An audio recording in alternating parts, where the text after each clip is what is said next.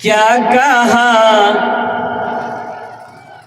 क्या कहा हलीमा ने,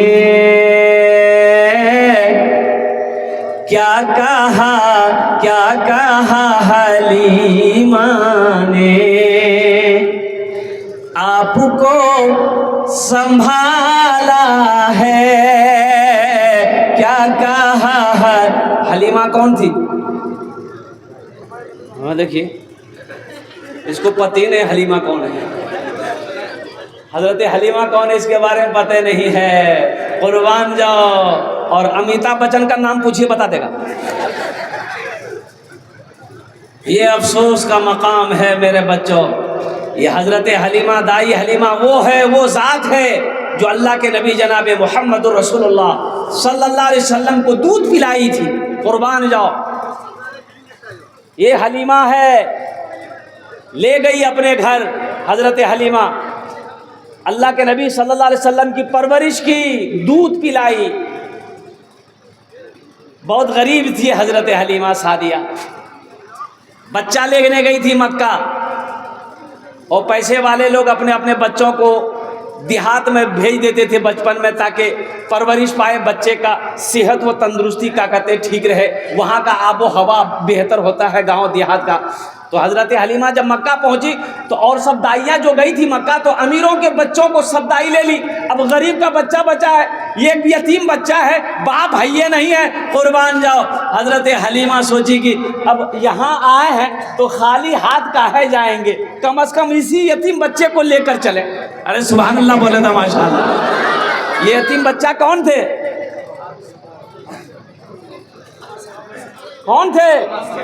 इमामुल अंबिया जनाबे मोहम्मद रसूलुल्लाह सारे लोग बोलो सल्लल्लाहु अलैहि वसल्लम थे। कुर्बान जाओ। झूले में झूल रहे थे। हजरत हलीमा पहुंची, हजरत आमिना रदी अल्लाह ताला, हजरत आमिना ने कही और कुर्बान जाओ कि इस बच्चे को ले जाओ। और झूले के पास हजरत हलीमा जब आई, बच्चे को चेहरे को देखना था। कुर्बान जाओ। हजरत हलीमा कहती है कि आज तक मेरी आंखों ने इतना खूबसूरत बच्चा नहीं देखा है। आज तक मेरी आंखों ने इतना खूबसूरत बच्चा नहीं देखा।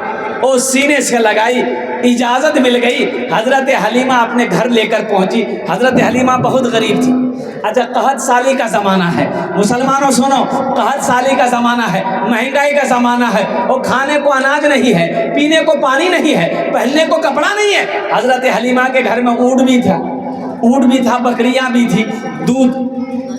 अब हजरत हलीमा जब घर पहुँचती हैं, कुर्बान जाओ, तो अपने शौहर से कहती है भूख लगी है, बच्चों को भी खिलाना है, थोड़ा देखिए ना, अगर बकरी के थन से, ऊंट के थन से अगर दूध निकल जाए, देखिए ना। इसलिए कि देखिए, बारिश नहीं होती थी, बारिश नहीं होती थी, जिसकी वजह से घास नहीं उगता था, हरियाली नहीं थी, खेत खलियान सब सूखे पड़े हुए थे। ओ हजरत हलीमा के शौहर बर्तन लिए बकरी के पास पहुंचे तो देखते हैं, या अल्लाह, ये थन है, दूध से थन भरा है, खुशी का ठिकाना नहीं। ये थन में तो कुछ नहीं था, ये थन में दूध आया कहां से? दूध तो है। और कुर्बान जाओ, अपने बीवी के पास लेकर आए तो बीवी से कहते हैं हजरत हलीमा के शौहर कि देखो ना, आज क्या मौजिज़ा है, ये क्या करामत है, ये क्या करिश्मा है, बकरी के थन में ज़्यादा दूध है। तो हजरत हलीमा कहती है कि मुझे लगता है ये बच्चा बड़ा बरकतों वाला है। ये बच्चा बड़ा बरकतों, अरे ज़ोर से बोलो, बड़ा बरकतों, बड़ा बरकतों वाला है। और कुर्बान जाओ, ये बच्चा बड़ा बरकतों वाला है। अल्लाह अकबर कबीरा। तो ये शेर सुनो, कितने लोग कहते हैं कि हजरत हलीमा ने अल्लाह के रसूल सल्लल्लाहु अलैहि वसल्लम को पाला है। सुनो, क्या कहा, क्या कहा हलीमा ने, आपको संभाला है। क्या कहा हलीमा ने आपको संभाला है, क्या कहा हलीमा ने,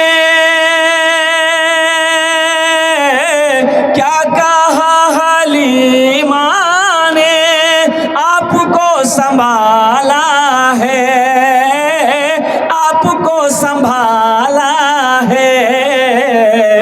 पूछ पूछ खुद हलीमा से, पूछ खुद हलीमा से, किसने किसको पाला है।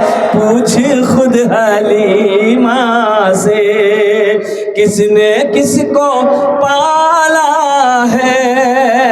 पूछ खुद हलीमा से, किसने किसको पाला है। बहुत अच्छे अंदाज में जो बच्चे जहाँ खड़े हैं, बेटा मैं मुअद्दबाना गुजारिश करूँगा वहीं पर खड़े रहिएगा, कोई दिक्कत नहीं है, आप वहीं खड़े रहिए, वहीं खड़े रहिएगा। आप अफरा तफरी का आलम मत मचाइएगा, ये दीनी इजलास है। ए बेटा बैठ जा, अब काहे खड़ा हो रहा है भाई, बहुत बेचैन है।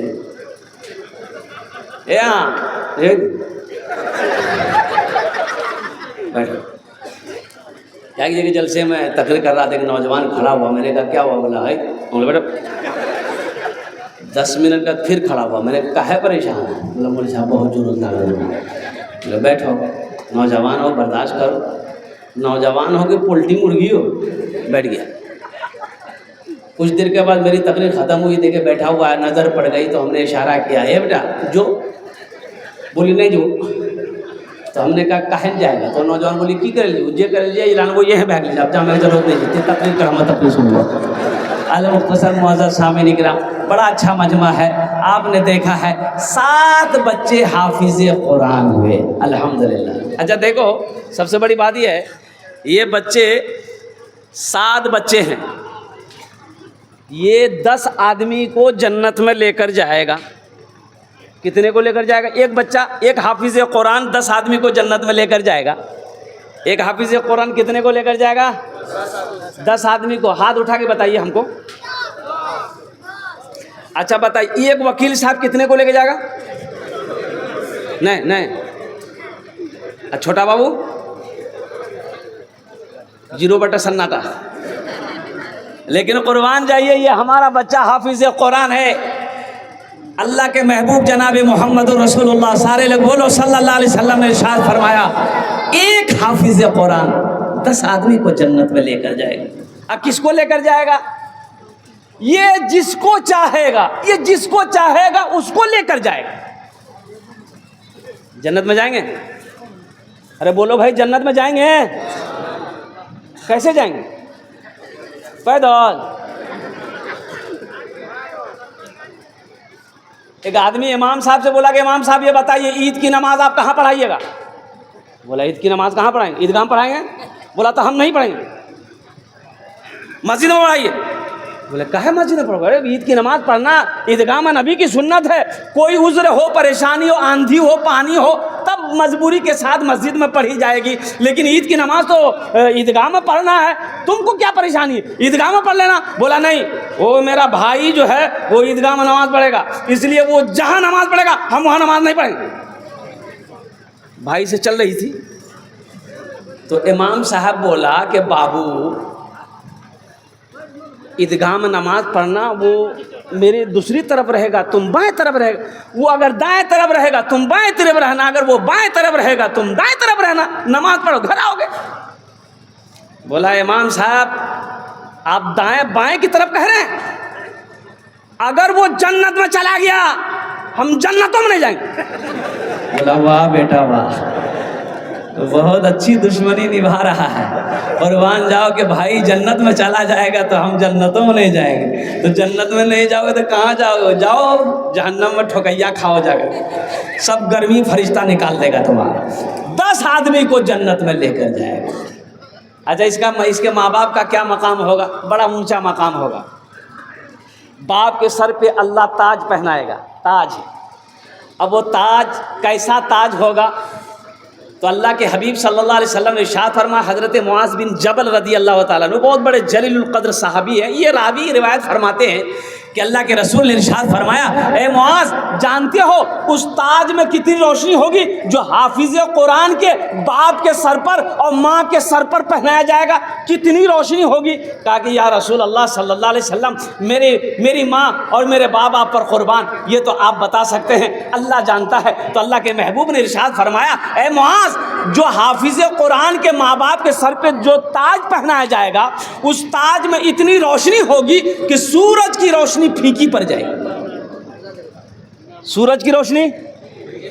तो अहले महशरियों पूछेंगे अल्लाह के फरिश्ते से, ये कौन है, ये कौन है जिनके सर पे ताज पहनाया गया, ये कौन है? कोई अंबिया है। अल्लाह के फरिश्ते कहेंगे नहीं नहीं ये कोई अंबिया नहीं है। तो फिर वो लोग पूछेंगे ये कोई शुहदा है, कहा कि शुहदा भी नहीं है। तो फिर लोग पूछेंगे ये कोई सालिहीन की जमात में से है, कहा कि नहीं सालिहीन की जमात में से भी नहीं है। सिद्दीकीन है, सिद्दीकीन भी नहीं है। तो भाई आखिर ये है कौन जिनको ये ताज पहनाया गया है? तो अल्लाह के फरिश्ते जवाब देंगे ये वो माँ बाप हैं जिन्होंने दुनिया के अंदर में अपने बेटे को हाफिज़ कुरान बनाया था। सुभान अल्लाह वल्ला माशाअल्लाह। जिन्होंने दुनिया के अंदर में अपने बेटे को आलिम दीन बनाया था, जिन्होंने दुनिया के अंदर में अपने बेटे को हाफिज़ कुरान बनाया था। ए मुसलमानों, ए नौजवानों, हम आपको अपने बच्चे को इंग्लिश पढ़ाने से मना नहीं करते हैं, हिंदी पढ़ाने से मना नहीं करते हैं, संस्कृत पढ़ाने से मना नहीं करते हैं। हमारा बच्चा बंगला भी पढ़ेगा, मराठा भी पढ़ेगा, उड़िया भी पढ़ेगा, संस्कृत भी पढ़ेगा, हिंदी भी पढ़ेगा, हर भाषा पढ़ेगा। लेकिन मेरा कहना है कि मेरा बच्चा दुनिया का हर भाषा से पहले अगर पढ़ेगा तो अल्लाह का कुरान पढ़ेगा।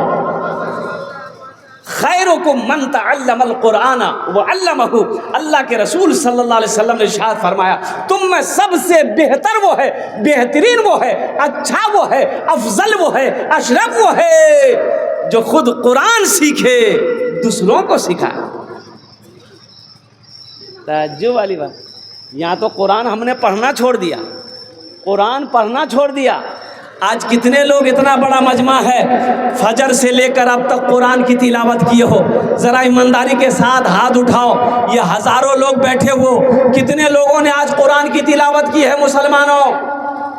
हाँ, टाइम नहीं है, कुरान निकलेगा, कुरान हम पढ़ेंगे। कब पढ़ेंगे? जब शब बरात आएगा। शब बरात इधर होता कि नहीं होता पता नहीं। अरे शब बरात जानते हैं किसको कहता शब बरात? अरे हलवा का महीना, ये सही समझेगा। शब बरात शाबानुल मौज़म का बड़ा मुबारक महीना है ये। उसी महीने में शाबान की 15वीं शब की तारीख़ आती है। लोग शाबान नहीं समझते बाज़ लोग, और उसको हलवा का महीना कहिएगा ना समझ बोले ओ शब रात। हाँ, हमको पता है। माँ अपने बेटे को कहेगी बेटा दादा मर गया है, कुरान निकालो ना, शब बरात है तो कुरान पढ़ दो। कुरान बेटा पढ़कर ताक में रख दिया, फिर दूसरे दिन कब कुरान निकलेगा? जब दादा दादी नाना नानी कोई मर जाएगा तब कुरान निकलेगा। बेटा जल्दी सूरह यासीन पढ़ो, जल्दी सूरह यासीन पढ़ो, दादा के पास में दादा का रूह।